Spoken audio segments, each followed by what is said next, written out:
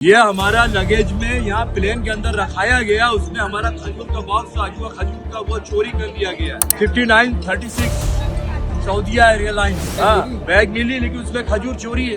1 तारीख को लगेज जमा कर दिया था हमने।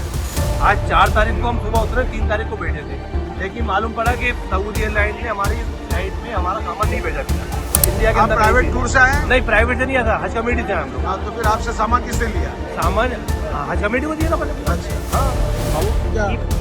जो बैग है वो कनेक्ट नहीं हो पाए फ्लाइट में। क्यों नहीं कनेक्ट हो पाए? तो अभी उसका रीजन उधर कार्गो लिखा हुआ है, it is written there देखिए आप सुन रहे हैं यहाँ पर जो औरंगाबाद में है, मालेगांव में है और इंडिया का ऑल ओवर इंडिया का एड्रेस कहाँ का भी दीजिए, उधर bag in how many days? हाँ? कितने दिन में, कितने वक्त जैसे बैग आता है तो ये कैसे बैग पता आप कहेंगे 5 दिन के बाद एक अभी देखना है कि इसमें गलती सऊदी एयरलाइंस की है कि हज कमेटी की गलती है। दोस्तों, हाजियों के सामान गायब होना लखनऊ में तो चल रहा था, मगर अभी यहाँ पर मुंबई पे भी एक प्लेन लैंड हुआ सऊदी एयरलाइंस का, जहाँ पर मुंबई एयरपोर्ट पे उनके सामान जो है नहीं मिले, और जो हैंड कैरी की जो सामान थे उसमें भी बहुत सारे पैसेंजर ने शिकायत की कि उनके सामान गायब थे।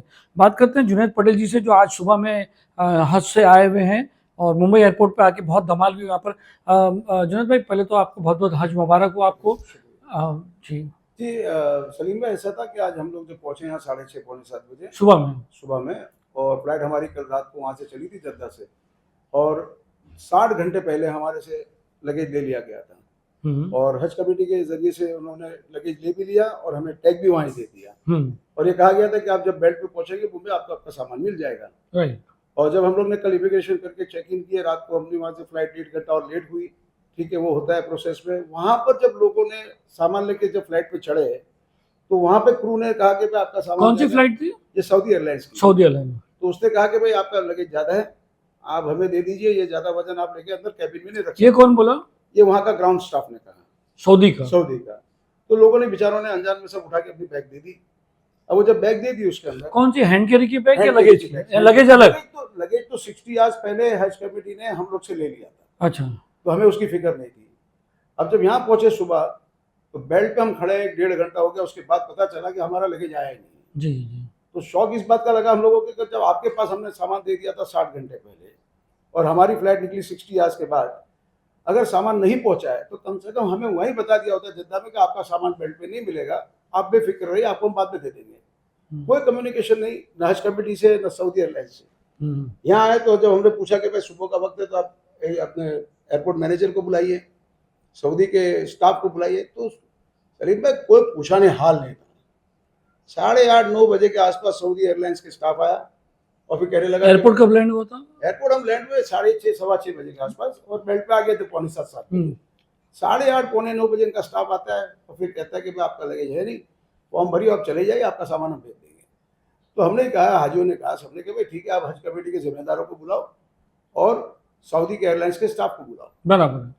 तो न कोई स्टाफ आया, न कोई हज कमेटी का बंदा आया। एक कोऑर्डिनेटर आया हज कमेटी का, बेचारा, जिसका कोई सिग्निफिकेंटली इंपॉर्टेंस ही नहीं था।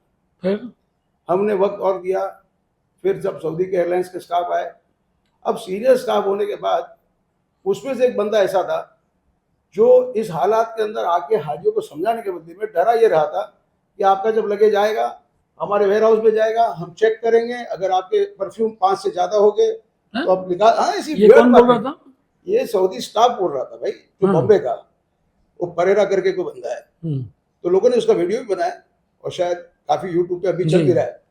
तो वो बंदे को मैंने कहा कि भाई आप कस्टम ऑफिसर की तरह क्यों बात कर रहे हैं? बराबर है, उसका काम आपकी थोड़ी है। जवाबदारी जो है वो खाली लगेज के बारे में जवाब दो हमको। नहीं तो वो ये किस डोमेन में ऐसी बात कर रहा था? उसकी एक, आई थिंक वो बहुत ज्यादा कुछ एग्रेसिव लगा हम लोग को, और ऐसे हालात में जब आके उनको पैसिफाई करके हाजियों को समझाना चाहिए, उसके बदले में डराने का काम कर रहा था। तो मेरी काफी तुम है उससे, मैंने कहा तू अपना काम कर, कस्टम वाले अपना काम करें। बराबर, उसको तो अथॉरिटी नहीं हमारे है। लगेज लाके थे, फिर हम कस्टम की बात करें ना। सही बात है। तू पहले सामान लाएगा फिर हम कस्टम में जाएंगे। तो इस तरीके से ये 2 स्टाफ का बिहेवियर था वहाँ पर। और आपने कहा कि वहाँ पर जिद्दा में जो आपका हैंड कैरी का बैग लिया, वो क्या? ऐसा हुआ सलीम भाई, ये लोगों ने खजूर थी जो भी था हाथ में, वो लोगों ने दे दिया।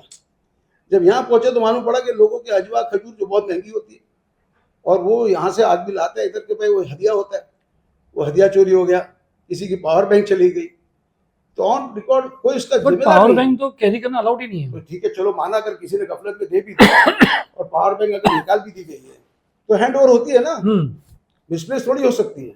हम्म आप निकाल दो उसमें से, या आप उसी वक्त में पैसेंजर को बुला के कह दो कि भाई आपका पावर बैंक आप अपने साथ ले जाइए। जी। आप और क्या हैंड क्या कैरी मांगते हैं, हाँ। आप हैंड कैरी मांगते हो। और आप जानते हो सलीम भाई कि जो हाजी होते हैं हमारे बेचारे बहुत बार पहली बार सफर कर रहे हैं, उनको ट्रैवलिंग आइडिया नहीं होती है। अब वो जब ऐसे पैसेंजरों के साथ आप हैंडल करते हो तो उस वक्त फिर इतना, तो किसके बहुत सारे लोगों के सामने कितने पैसेंजर थे मेरे आज? हिसाब से हम लोग 300 350 पैसेंजर, एक प्लेन में? हाँ। और ऊपर से ये कह रहे हैं कि लगेज नहीं आने की वजह ये थी कि हमारा एयरक्राफ्ट छोटा था। अरे मैंने कहा जब 20 किलो परमिट है वेट, एक हाजी के 2 बैग, तो 750 700 बैग हुई।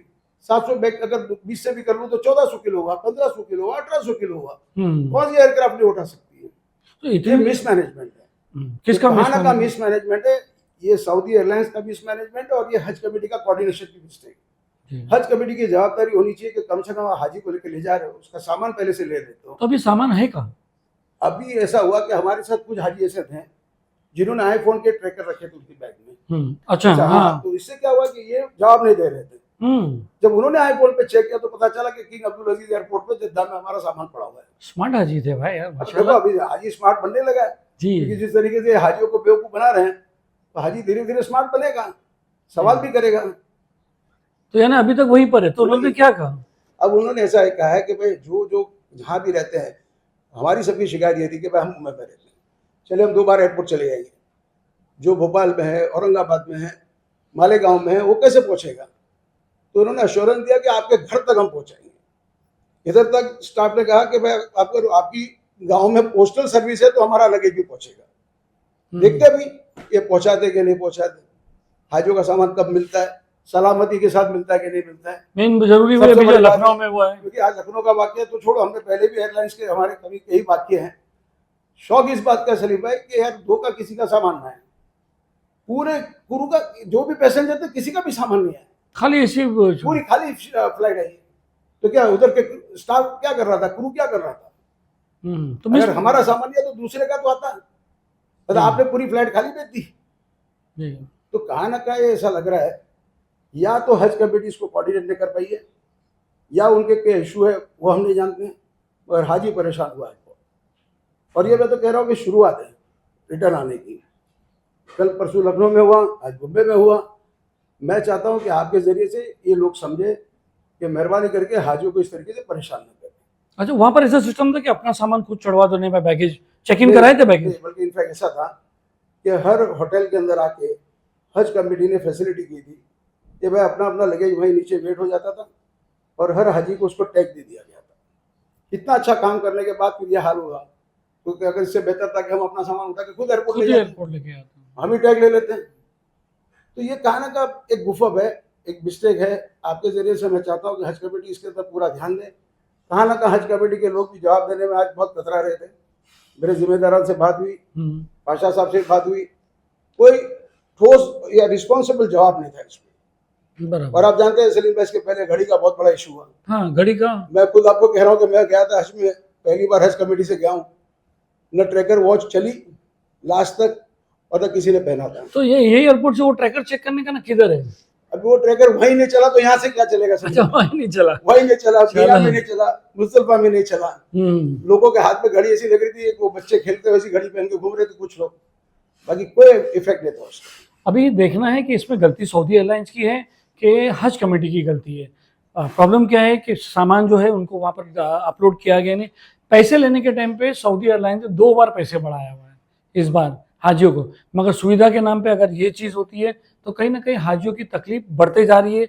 जैसे ट्रैकर का कहा उन्होंने, सामान चोरी होना, ये सब चीज़ें चलते रहेगी तो कहीं ना कहीं हिंदुस्तान में ये जो है हमारी एयरलाइंसों का नाम खराब होगा। बहुत बहुत शुक्रिया आपने जो वक्त निकाला, आज ही आए आप और आज ही बोले नहीं मेरे को बोलना है। देखो ये जिम्मेदारी समझ के हम कह रहे हैं ताकि लोगों के अंदर ये अवेयरनेस आए। हाजी भी समझ के बरोबर अपनी सामान का ध्यान रखता है बेचारा। और आप भी जानते हैं, हम भी जानते हैं, लोग बेचारे बहुत से ऐसे होते हैं जो पूरी जिंदगी के 5-10 साल की कुछ पूंजी जमा करके हज पे जाते हैं। जी। और जब वो वापस आए और उसके साथ अगर ऐसा हादसे बनते हैं तो आदमी का दिल टूट जाता है। जी, बहुत बहुत शुक्रिया।